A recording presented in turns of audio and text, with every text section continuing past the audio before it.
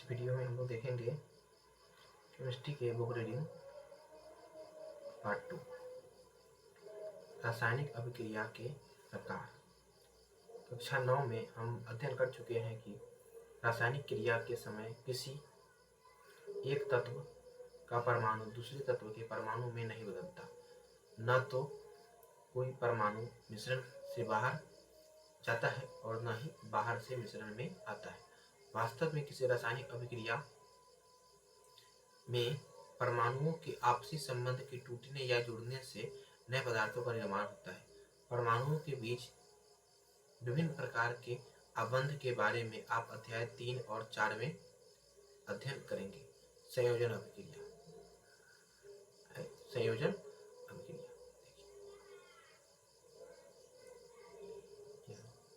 Beaker है, इसमें रखा हुआ कैल्शियम ऑक्साइड, जल, बीकर,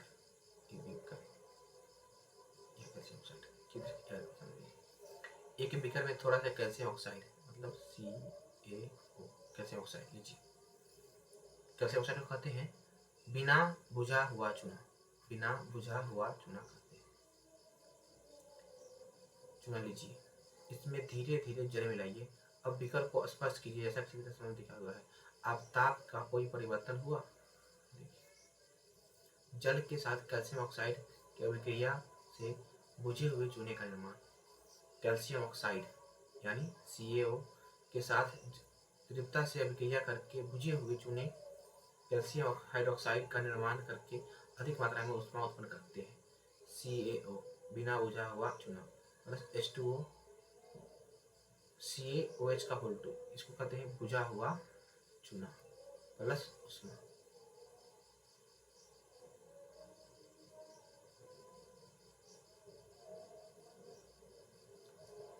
इस अभिक्रिया में कैल्शियम ऑक्साइड तथा जल एकल उत्पाद कैल्शियम हाइड्रोक्साइड बनाते हैं। ऐसी अभिक्रिया जिसमें दो या अधिक अभिकारक मिलकर एकल उत्पाद का निर्माण करते हैं उसे संयोजन अभिक्रिया कहते हैं। क्या आप जानते हैं? देखिए, आप क्या जानते हैं? क्या आप जानते हैं? देखिए ध्यान से। ऊपर की अभिक्रिया से में निर्मित बुझे हुए चूने के विलयन का उपयोग दीवारों की सफेदी के लिए किया जाता है। दीवार को सफेद करने के लिए यानी पेंट करने के लिए। कैल्शियम हाइड्रोक्साइड वायु में उपस्थित कार्बन डाइऑक्साइड के साथ धीमी गति से अभिक्रिया करके दीवारों पर कैल्शियम कार्बोनेट की एक पतली परत बना देता है। सफेदी करने के 2-3 दिन बाद कैल्शियम कार्बोनेट का निर्माण होता है और इससे दीवारों पर चमक आ जाती है। रोचक बात यह है कि संगमरमर का रासायनिक सूत्र CaCO3 है। CaCO3 इसको कहते हैं संगमरमर, इसी को कहते हैं कैल्शियम कार्बोनेट, इसी को कहते हैं कैल्शियम कार्बोनेट और इसी को कहते हैं संगमरमर। CaOH का होल 2 बुझा हुआ चूना है, इसको CO2 कार्बन डाइऑक्साइड के संपर्क में आएगा, बन जाएगा CaCO3 plus H2O calcium carbonate. आइए संयोजन अभिक्रिया के कुछ और उदाहरणों पर चर्चा करते हैं। कार्बन प्लस O2 बनेगा क्या? CO2। दूसरा H2 प्लस O2 बनेगा, इससे क्या होगा? जल का निर्माण होगा। 2H2 plus O2 plus 2H2। ये सारे इक्वेशन क्या है? बैलेंस है। सरल यौगिक में हम कह सकते हैं कि जब सरल शब्दों में हम कह सकते हैं कि जब दो या दो से अधिक पदार्थ, तत्व या यौगिक संयोग करके एकल उत्पाद का निर्माण करते हैं, ऐसी अभिक्रिया को संयोजन अभिक्रिया कहते हैं। क्रियाकलाप 1.4 में हमने देखा कि अधिक मात्रा में ऊष्मा उत्पन्न हुई है।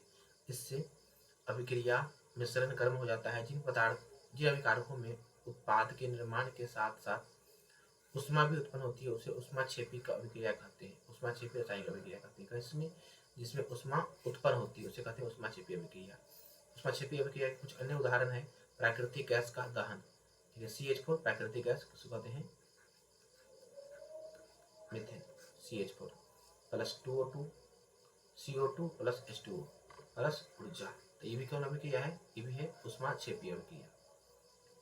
क्या आप जानते हैं? दूसरा श्वसन भी एक ऊष्माक्षेपी अभिक्रिया है। श्वसन क्या है? ऊष्माक्षेपी अभिक्रिया है। हम सभी जानते हैं कि जीवित रहने के लिए हमें ऊर्जा की आवश्यकता होती है। यह ऊर्जा हमें भोजन से प्राप्त होती है। पाचन क्रिया के समय खाद्य पदार्थ छोटे छोटे टुकड़ों में टूट जाते हैं, जैसे चावल, आलू तथा ब्रेड में कार्बोहाइड्रेट होता है। इन कार्बोहाइड्रेट के टूटने से ग्लूकोज प्राप्त होता है। यह ग्लूकोज हमारे शरीर की कोशिकाओं में उपस्थित ऑक्सीजन से मिलकर हमें ऊर्जा प्रदान करता है। इस अभिक्रिया को विशेष नाम श्वसन है, जिसका अध्ययन हम आप अध्याय 6 में करेंगे। Glucose C6H12O6 glucose plus CO2 बना है 6CO2 प्लस 6H2O प्लस ऊर्जा। इस कौन सी है? ये भी है ऊष्माक्षेपीय अभिक्रिया। तीसरा पॉइंट, शाक सब्जियों यानी वनस्पति को विघटित होकर कंपोस्ट बनना भी ऊष्माक्षेपीय अभिक्रिया के उदाहरण है। आपसे पूछा ऊष्माक्षेपी का कारण क्या है? प्राकृतिक गैस यानी मीथेन का जलना, दूसरा ग्लूकोज का टूटना, तीसरा शाक सब्जियों का सड़ना या विघटित होना। क्रियाकलाप 1.1 में दी गई अभिक्रिया के प्रकार को पहचानिए जिससे एकल उत्पाद के निर्माण में के साथ ऊष्मा भी उत्पन्न होती है। यह है क्रियाकलाप 1.5। फेरस सल्फेट, फेरस सल्फेट का बोला होता है FeSO4। फेरस सल्फेट का सूंघने पर सही विधि। फेरस सल्फेट क्रिस्टल लीजिए। फेरस सल्फेट को क्रिस्टल को रंग पर ध्यान दीजिए। क्वथन नली, बर्नर, स्पिरिट लैंप की ज्वाला पर गर्म कीजिए जैसा क्रिस्टल में दिखाया गया है। क्या आपने ध्यान दिया कि फेरस सल्फेट हरे रंग का में परिवर्तित होता है? सल्फर के दहन से उत्पन्न अभिलक्षणिक विशिष्ट गंध को आप सूंघ सकते हैं। देखिए फेरस सल्फेट FeSO4 प्लस ऊष्मा बना गया Fe2O3, इसको कहते हैं ferric oxide plus SO2 plus SO3। आप देख सकते हैं कि इस अभिक्रिया में एकल अभिकर्मक टूटकर दो छोटे छोटे उत्पाद का निर्माण करते हैं। यह एक वियोजन अभिक्रिया है। गर्म करने पर फेरस सल्फेट FeSO4 में 7H2O का क्रिस्टल जल त्याग देता है। क्रिस्टल का रंग बदल जाता है। इसके उपरांत यह ferric oxide Fe2O3 sulphur dioxide SO2 तथा सल्फर ट्राइऑक्साइड SO3 में परिवर्तित हो जाता है। SO2 sulphur dioxide SO3 sulphur trioxide में परिवर्तित होता है। फेरिक ऑक्साइड ठोस है जबकि SO2 और SO3 गैस है। ऊष्मा देने पर कैल्शियम कार्बोनेट का कैल्शियम ऑक्साइड तथा कार्बन डाइऑक्साइड में वियोजित होना यह एक प्रमुख वियोजन अभिक्रिया है जिसका उपयोग हम विभिन्न उद्योगों में होता है। कैल्शियम ऑक्साइड को चूना या बिना बुझा हुआ चूना कहते हैं। CaO को कहते हैं बिना बुझा हुआ चूना या बुझा हुआ चूना, और CaOH का होल 2 को कहते हैं बुझा हुआ चूना, और CaCO3 को कहते हैं कैल्शियम कार्बोनेट। बिना बुझा चूना का उपयोग यह एक सीमेंट के निर्माण में होता है। ऊष्मा के द्वारा दी गई वियोजन अभिक्रिया को ऊष्मीय वियोजन कहते हैं। CaCO3 चूना पत्थर, इसको चूना पत्थर भी कहते हैं, संगमरमर भी कहते हैं, कैल्शियम कार्बोनेट भी कहते हैं। CaO यानी बुझा हुआ चूना CaO बिना बुझा हुआ चूना। ऊष्मीय वियोजन अभिक्रिया एक अन्य उदाहरण है 1.6 में। देखिए एक क्वेश्चन नली में 2 लेड नाइट्रेट लीजिए। लेड नाइट्रेट यानी PbNO3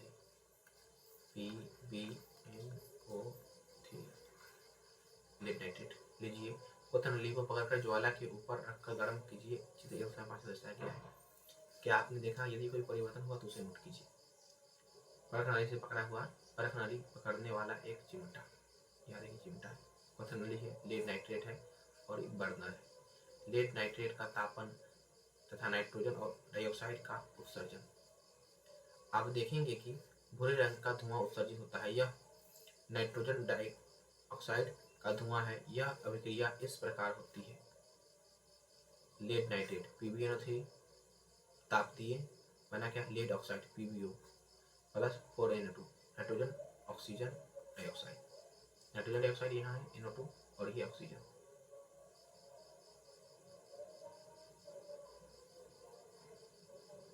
क्रियाकलाप 1.7 है। ये प्लास्टिक का मग लीजिए, इसकी तली में 2 छिद्र करके रबर का डार्ट लगा दीजिए। ठीक है, रबर का डार्ट लगा दीजिए। छिद्रों में कार्बन इलेक्ट्रोड डाल दीजिए जैसा कि चित्र में 1.6 में दिखाया गया है। इन इलेक्ट्रोडों में 6 वोल्ट की बैटरी से जोड़ दीजिए। मग में इतना जल डालिए कि इलेक्ट्रोड उसमें डूब जाए। तन सल्फ्यूरिक अम्ल की कुछ बूंदें डाल दीजिए। तन सल्फ्यूरिक अम्ल मतलब H2SO4। जल से भरी दो असांकित परख नलियों को दो कार्बनों इलेक्ट्रोडों के ऊपर उल्टा रख दीजिए और विद्युत धारा प्रवाहित करके इस उपकरण में थोड़ी देर के लिए छोड़ दीजिए। दोनों इलेक्ट्रोडों पर आप बुलबुले बनते हुए देखेंगे। ये बुलबुले असांकित नल को विस्थापित कर देते हैं। क्या दोनों परख नलियों में एकत्रित गैस का आयतन समान है? जब दोनों परख नलियां गैस से भर जाती है तो उन्हें सावधानीपूर्वक हटा लीजिए। एक जलती हुई मोमबत्ती को दोनों परख नलियों के मुख पर रखकर और लाकर इन गैसों को जांच कीजिए। सावधान इस चरण को शिक्षक के द्वारा सावधानीपूर्वक किया जाता है। दोनों स्थितियों में क्या होता है? दोनों परख नलियों में उत्पादित गैस के नाम लिखिए। ठीक, आगे देखिए। यहाँ एक परख नली है, यहाँ प्लास्टिक है मग, देखिए ऑक्सीजन परख नली, graphite rod, anode, switch, cathode, rubber डांट, जल, हाइड्रोजन, प्लास्टिक का मग, जल का वैद्युत उपकरण, ये 6 वोल्ट की बैटरी लगा हुआ है। क्रियाकलाप 1.8 चाइना डिश यानी 2G सिल्वर क्लोराइड लीजिए। इसका रंग क्या है? चाइना डिश की थोड़ी देर बाद सूर्य के प्रकाश में थोड़ी पश्चात सिल्वर क्लोराइड के रंग को देखिए। देखिए यहाँ खिड़की है, यहाँ से सूर्य प्रकाश आ रहा है, सिल्वर आयोडाइड है चाइना डिश में, सिल्वर आयोडाइड। सूर्य के प्रकाश में सिल्वर क्लोराइड धूसर रंग का हो जाता है। सिल्वर क्लोराइड का रंग हो जाता है धूसर रंग का, सिल्वर धातु बनाता है। आप देखेंगे कि सूर्य के प्रकाश में श्वेत रंग का सिल्वर क्लोराइड, पूछेगा सिल्वर क्लोराइड का रंग कैसा होता है? सिल्वर क्लोराइड का रंग होता है श्वेत, लेकिन जब शुद्ध तो हो जाता है धूसर रंग का हो जाता है। प्रकाश की उपस्थिति में सिल्वर क्लोराइड का सिल्वर तथा क्लोरीन के बीच के कारण ऐसा होता है। आगे देखिए, इतना है 2AgCl Surya Prakash AgH plus Cl2। Silver bromide भी इसी प्रकार की अभिक्रिया है। तो AgBr सूर्य के प्रकाश में रखें तो बना AgH प्लस Br अलग हुआ। ऊपर दी गई अभिक्रिया का उपयोग श्याम श्वेत फोटोग्राफी में किया जाता है। इस प्रकार ऊर्जा का कारण यह है कि इसमें वियोजन अभिक्रिया होती है। हमने देखा कि वियोजन अभिक्रिया में अभिकार को तोड़ने के लिए उष्मा प्रकाश विद्युत ऊर्जा की आवश्यकता होती है। जिन अभिक्रियाओं में ऊर्जा अवशोषित होती है उन्हें उष्मा शोषी अभिक्रिया कहते हैं। जिसमें उष्मा अवशोषित होगी उसे कहेंगे उष्मा शोषी, जिसमें निकले उसे कहेंगे उष्मा क्षेपी। उष्मा क्षेपी अभिक्रिया का उदाहरण कौन था? भोजन का पचना, ग्लूकोज का टूटना, फलों सब्जियों का सड़ना,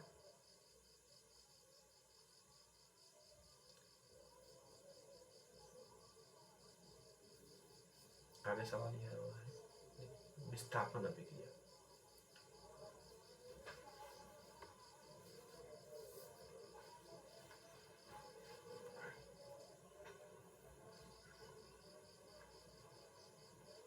विस्थापन अभिक्रिया, लोहे की 3 कील लीजिए, उन्हें रेगमाल यानी सैंड पेपर से रगड़कर साफ कीजिए। एक तभी चिन्हित की 2 प्रखंडियों लीजिए, प्रत्येक प्रखंडी में 10 ml कॉपर सल्फेट मतलब CuSO4 का विलयन लीजिए। दोनों कीलों को धागे से बांधकर सावधानीपूर्वक प्रखंडी के कॉपर सल्फेट के विलयन में लगभग 20 मिनट तक डुबो कर रखिए। तुलना करने पर एक कील को अलग रखिए। 20 मिनट पश्चात दोनों कीलों पर कॉपर सल्फेट के विलयन से बाहर निकाल लीजिए। प्रखंडी ए और प्रखंडी बी कॉपर सल्फेट के विलयन में नीले रंग की तीव्रता की तुलना कीजिए। कॉपर सल्फेट के विलयन में डूबी काले रंग की तुलना में बाहर से कील रख दीजिए। यहाँ स्टैंड है, प्रखंडी धागा, कॉपर सल्फेट का विलयन, लोहे का कील। लोहे के धागा से इसे बांध के लोहे की कील को डुबो लगाया गया। कॉपर सल्फेट का विलयन डूबी हुई लोहे की कील। कॉपर सल्फेट का फॉर्मूला होता है CuSO4।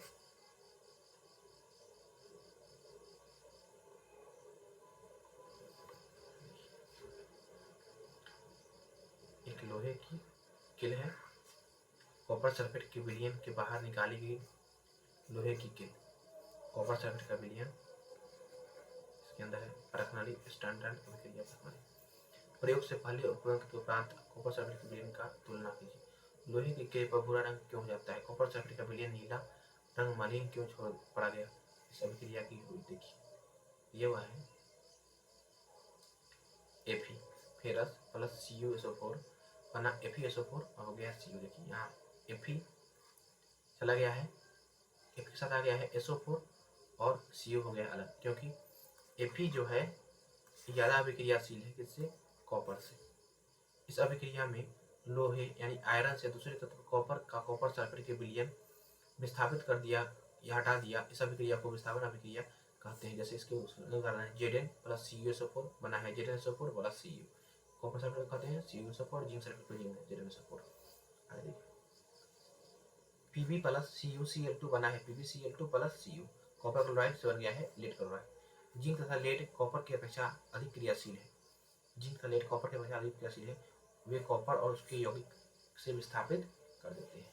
यह विस्थापन अभिक्रिया, चाहे सिंगल विस्थापन अभिक्रिया कहें चाहे एकल विस्थापन अभिक्रिया कहें, उसको कहते हैं विस्थापन अभिक्रिया।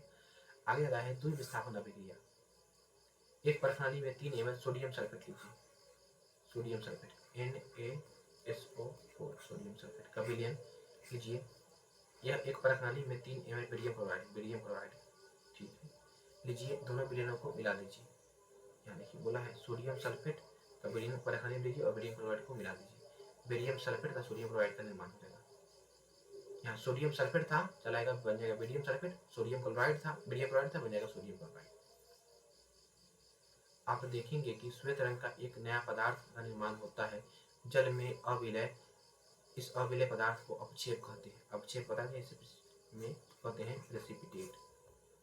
अपक्षेप, जिस रासायनिक अभिक्रिया में अपक्षेप का निर्माण होता है उसे अवक्षेपन अभिक्रिया कहते हैं। जैसे Na2SO4 यानी सोडियम सल्फेट, BaCl2 यानी बेरियम क्लोराइड से बना क्या BaSO4 यानी बेरियम सल्फेट बन गया और बना क्या सोडियम क्लोराइड NaCl बन गया। ऐसा क्यों होता है? Ba पर +2 चार्ज है और SO4 पर -2 चार्ज है की अभिक्रिया से BaSO4 के अवक्षेप का निर्माण होता है। यह एक अन्य उत्पाद सोडियम क्लोराइड का निर्माण भी होता है जो विलयन में ही हो रहा है। वे अभिक्रियाएं जिनमें अभिकारकों के बीच आदान प्रदान होते हैं उन्हें द्वि विस्थापन अभिक्रिया कहते हैं। ध्यान देने, लेड नाइट्रेट पोटेशियम हाइड्राइड के विलयनों को मिश्रित किया जाता है। अवक्षेप का रंग किस रंग का होता है? आप एक अवक्षेप यौगिक का नाम बता सकते हैं। इस अभिक्रिया के लिए रासायनिक समीकरण लिखिए। एक द्वि विस्थापन अभिक्रिया क्या है?